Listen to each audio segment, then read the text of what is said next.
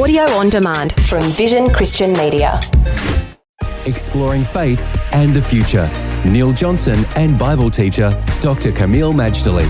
There are some wonderful ways that we can understand the Bible more fully, dividing it into two testaments, the Old Testament, the New Testament.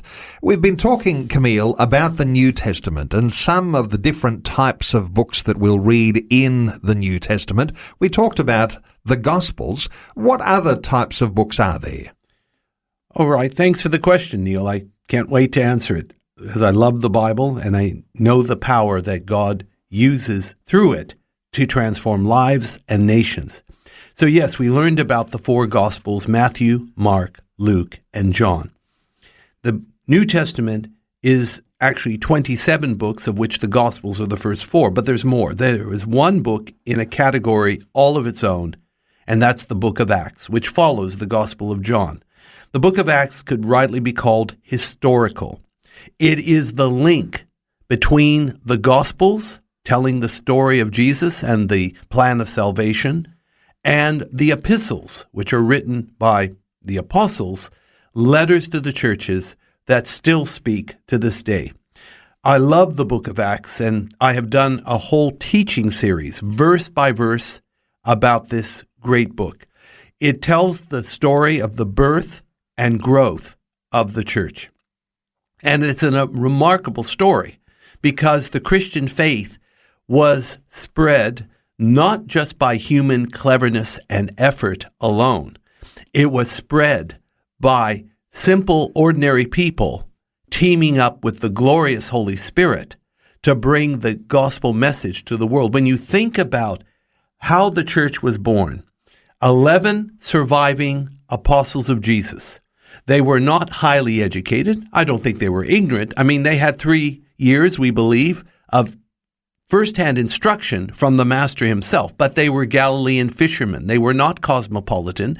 They were not of the religious elite. They had no great earthly connections. They were just humble Galilean fishermen who Jesus gave the words of life and told them to wait in Jerusalem until they were endued with power from on high.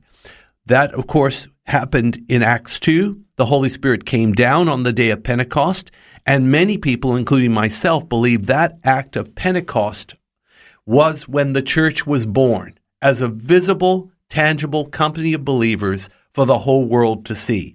And then how the church grew after that is just astounding. Of course, Acts focuses on 3 particular apostles, on Peter's ministry, perhaps for the first 8 chapters, then Philip's ministry, I think chapter 8 and so on. And then it focuses on Paul for pretty much the rest of the epistle, particularly Paul's missionary journeys. There's 3 of them, and his journey to Rome. It is an amazing story, something the church needs to get reacquainted with, because, of course, it outlines the principle of spirit-filled living. Sometimes, Kameel, we look at the book of Acts and we wonder how in the 21st century the story applies to us. How closely ought we be imitating those principles that come from the book of Acts? Well, I believe we should emulate them as closely as we can. Now, some things may not apply. For example, in Jerusalem, the church lived in community, so they shared everything together and nobody lacked. But we can't necessarily live in that same intensity of community today.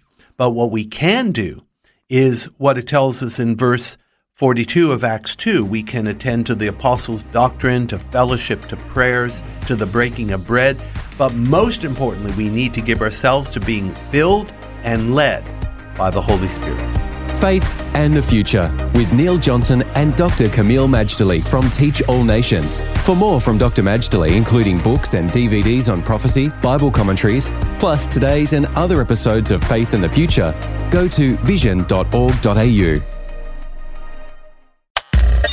Thanks for taking time to listen to this audio on demand from Vision Christian Media. To find out more about us, go to vision.org.au.